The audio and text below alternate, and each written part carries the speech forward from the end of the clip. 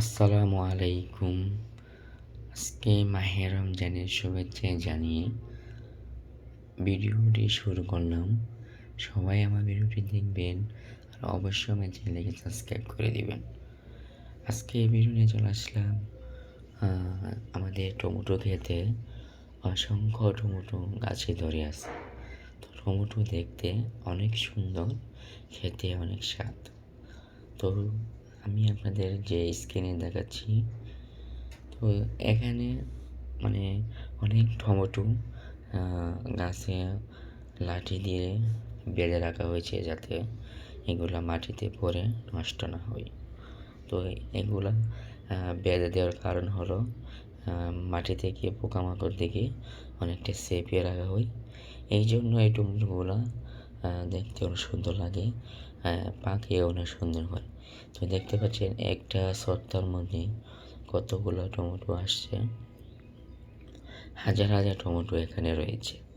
তো আরও টমেটো কিছু আমি আপনাদেরকে এই ভিডিওসকে দেখাবো। দেখেন, এই টমেটোগুলা যখন বড় হচ্ছিল তখন এগুলা মানে সুন্দর থাকার কারণে দেখতে অনেক ভালো লাগে।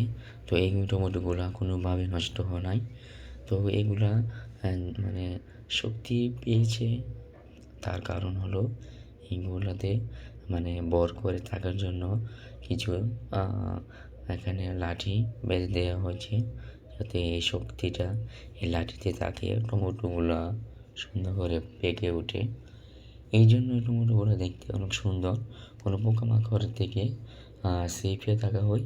তো এই টমেটো দেখতে পাচ্ছেন কীভাবে টমেটো গাছে ধরে আছে। মনে হয় যে টমেটোর দিকে তাকিয়ে থাকি, কত সুন্দর করে টমেটোগুলো পাকলো।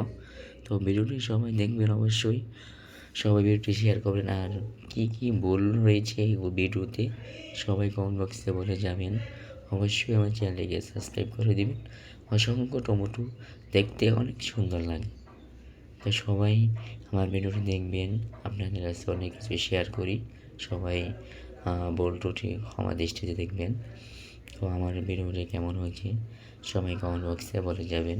তো টমেটো দেখতে পাচ্ছেন, টমেটোর কালারগুলো কত সুন্দর করে পাকলো। আর এই টমেটোর সাইজ ও আগের টমেটোর চেয়ে অনেকটাই ব্যবধান, 2-3 রকমের টমেটো আছে। দেখেন, টমেটোর বারে গাছ বাঁকা হয়ে গেছে, এত ভারী টমেটো আর এত বড় বড় সাইজের হওয়ার কারণে সবাই আমার এই ভিডিওটি শেয়ার করে দিবেন আপনার বন্ধুদের কাছে, যাতে আমার ভিডিওটি আরও মানে